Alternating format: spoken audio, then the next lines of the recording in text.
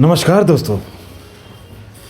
तो दोस्तों, मोदी जी, मानो ना मानो, वैसे मोदी जी इन बुद्धिजीवियों का या इन लिबरल गैंग का, कह लीजिए लेफ्टिस्ट का, पूरा ध्यान रखते हैं, पूरा उनका ख्याल रखते हैं। गणतंत्र दिवस के मौके पे, गणतंत्र दिवस के मौके पे आपने देखा दोस्तों, ये मोदी जी का इस लिबरल गैंग को, ये मोदी जी का जो स्टाइल है, जिसको कहेंगे जलवा है, अगर आम भाषा में कहेंगे तो ये लिबरल को जलाने, धनकाने, सुलगाने या मिर्ची लगाने के लिए कितना कारगर है।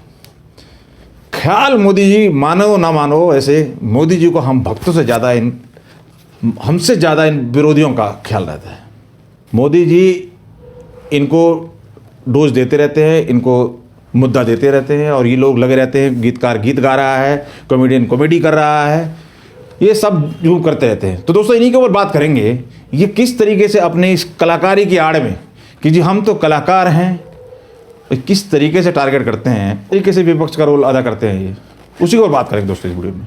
अब आप देख लीजिए दोस्तों, आज के टाइम में तो ओपोजिशन गोदी मीडिया को टारगेट करने के लिए आज हर गली गली में आपको वक्ता मिल जाएंगे।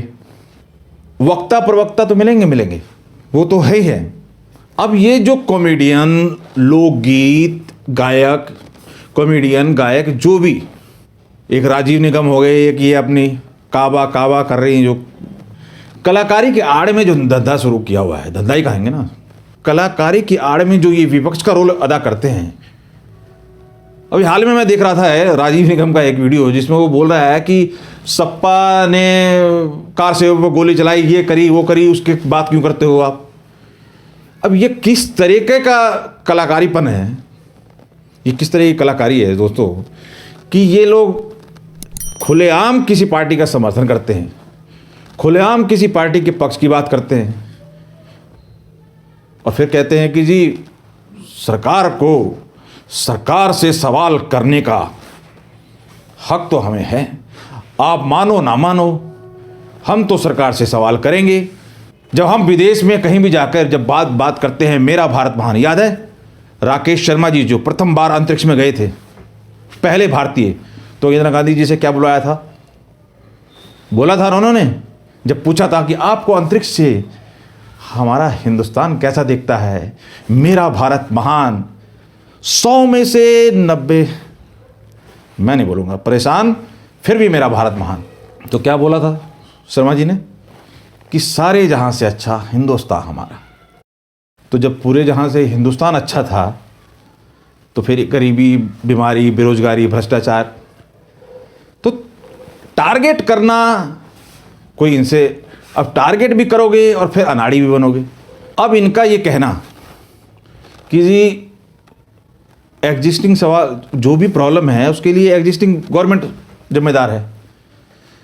तो भाई ये बताओ, किसी को 70 साल के बाद किसी से जवाब करते हो, किसी से 7 साल के बाद जवाब करते हो, ये डिफरेंस कौन देखेगा।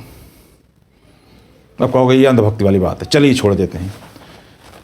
सिर्फ और सिर्फ यूपी में ही सारे कांड हो रहे हैं, तुम्हें दिल्ली में कुछ दिखाई नहीं देता। जरा इन साहब को सुन लो।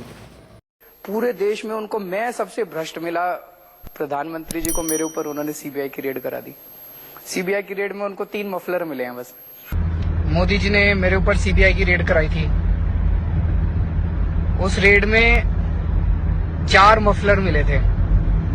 मेरे घर आए, सारे आए, पुलिस, इतनी पुलिस आई, बेडरूम तक पहुंच गए, बेडरूम भी सारा छान मारा, उनको 10 मफलर मिले अनअकाउंटेड। पुलिस मेरे बेडरूम में गई थी जी, मेरे ऊपर, मेरे दफ्तर पे सीबीआई की रेड हुई थी जी। क्या मिला उनको? 11 मफलर मिले जिनका हिसाब किताब नहीं था। ये बोलते क्या हैं, करते क्या हैं, क्या आम आदमी अगर इस तरीके का होगा, जब आम आदमी से आप सच्चाई की उम्मीद नहीं कर सकते, इंसाफ की डगर पे चलने की बात नहीं कर सकते, अगर आपको भाई एग्जिस्टिंग गवर्नमेंट के ऊपर टारगेट करना है तो आप राजस्थान पे नहीं करोगे, आप महाराष्ट्र पे देखिए कितनी वसूली हो रही थी, और कितनी बड़ी पार्टी आज वो हिंदुत्व की बात करती है और बीजेपी को बताती है कि बीजेपी हिंदुओं के हित की पार्टी नहीं है, ये हिंदुओं के हित की पार्टी है। बाला साहब ठाकरे जी का हमने कितने बयान सुने, कैसे कैसे विचार उनके सुने, कांग्रेस के बारे में कैसे कैसे विचार है, सब कुछ पड़ा हुआ है सोशल मीडिया के ऊपर। अब वो उसको नहीं मानते तो बीजेपी को क्या मानेंगे शिवसेना वाले? उनसे तो बहस ही करना, उनके बारे में सोचना ही बेकार है। फिर मुद्दा भड़का दिया हमने। तो दोस्तों मुद्दे पे आते हैं। मुद्दे पे ये है कि ये लोग जिस तरीके की बातें करते हैं, अगर आप एग्जिस्टिंग गवर्नमेंट को टारगेट कर रहे हो तो भैया दिल्ली के बारे में भी बोलो, पंजाब के बारे में भी बोलो, महाराष्ट्र के बारे में भी बोलो, छत्तीसगढ़ के बारे में भी बोलो, झारखंड के बारे में बोलो। झारखंड हो तो काबा। तो ये सब कहानी की बात है दोस्तों, मानो ना मानो। एक देखिए, दो पक्ष इन्होंने बना रखे हैं, एक गोदी मीडिया और एक खोदी मीडिया। एक को चाटुकार की संज्ञा दी गई है, चापलूस चाटुकार, और दूसरों को उन्होंने अंधभक्त की संज्ञा दी है। पर एक नॉर्मल कॉमन आदमी, कॉमन सादा नॉर्मल आदमी अगर एक्चुअल में देश के हित की सोचे तो वो अंधभक्त कैटेगरी में चला जाएगा। क्योंकि भाई अगर हम 70 साल किसी गवर्नमेंट को दे सकते हैं तो हम 7 साल में किसी पे आवाज क्यों उठा सकते हैं? और चलिए अगर उठाते भी हैं तो क्या हम हर बात पे मोदी जी ने कपड़ा ऐसा पहना, मोदी जी ने ऐसा गंगा स्नान ऐसा किया, मोदी जी ने आरती करी, मोदी जी फौजी से मिलने गए, मोदी जी पहाड़ों में जाते हैं, मोदी जी हर चीज में यही है काम, यही है देश की हित की बात। अरे ये नोटंकी से तुम लोग बेवकूफ पब्लिक को नहीं बना सकते। धंधा चल रहा है आप लोगों का, चलाइए, लेकिन इस तरीके से बेवकूफ पब्लिक को मत बनाइए। अब आरपीएन सिंह जी, हाँ जी, अब आरपीएन सिंह जी, अब ये बताइए, अब ये कहते हैं कि यूपी में काबा, वो काबा, ये फिर उधर से काबा। अब हाल में ही आरपीएन सिंह जी आए हैं बीजेपी में, अच्छे गद्दावर नेता माने जाते हैं, उनका ही सुन लीजिए काबा, उन पे तो विश्वास कीजिए कम से कम। भारतीय जनता पार्टी के निर्माण बा, गुंडागर्दी और गुंडन के समाप्ति बा, बुझनी बुझनी ना कि अभी कुछ साल पहले मालूम रहल ना किस तरह की गुंडाई होत रहल, किस तरह के बदमाशी होत रहल, सब बंद हो गई बा ना। अच्छा, इन्होंने जब कांग्रेस के टाइम में जो बोला था वो विश्वास करोगे आप? ये वाली विश्वास नहीं होती है। तो ये बदहजमी की प्रॉब्लम है, आप उसकी जांच कराइए। स्वामी प्रसाद मौर्य जी, मेरा सवाल सुनिए। आप श्रम रोजगार मंत्री थे सर, आप श्रम रोजगार मंत्री, आपने क्या किया? कश्यप जी, आप सुन लें, अच्छा सवाल किया आपने। श्रमिकों के कल्याण के लिए बोर्ड का गठन हुआ 2009 में। 2009 से लेकर 2017 तक कुल 7 लाख श्रमिक लाभार्थी थे। आज हमारे कार्यकाल में 1 करोड़ लाभार्थी हुए हैं। अब तो लग रहा है योगी जी का प्रचार कर रहे हैं, हमने गिनाई है। अब तो लग रहा है स्वामी प्रसाद मौर्य जी, लग रहा है आप योगी जी का प्रचार कर रहे हैं, कितनी नौकरियां दी आपने। व्यक्ति की सेवा करने का मौका।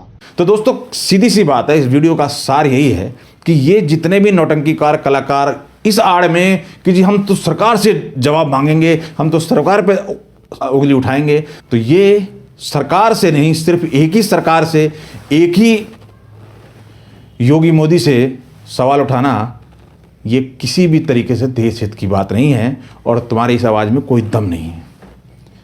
रेल में नौकरी चाहने वाले रेल को आग लगा रहे हैं, जो सरकारी नौकरी चाहते हैं वो सरकारी संपत्ति को तहस नहस कर रहे हों। सोचने वाली बात है, ये किस ओर ले जा रहे हो तुम लोग। और ये हर किसी को दिखाई दे रहा है कि मोदी योगी अपने परिवार के लिए कुछ नहीं कर रहे हैं, क्योंकि और ये बात सत्य भी है। अगर ऐसा नहीं होता तो आप लोग उनके कपड़ों पे, रहन सहन पे आवाज नहीं उठाते। आप लोगों को एक सरकारी विस्टा प्रोजेक्ट बना रहे हैं, उसके ऊपर भी ऐतराज। जिन्होंने घर बना लिए उनके ऊपर इन्होंने आज तक आवाज नहीं उठाई, लेकिन सरकारी देश की संपत्ति है उसके ऊपर इनकी चीखें निकलती हैं, इनके ड्रामे चलते हैं, इनका प्रोपेगेंडा चलता है।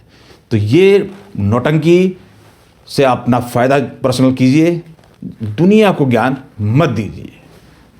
आशा करता हूं दोस्तों आपको बात पसंद आई होगी मेरी। धन्यवाद दोस्तों।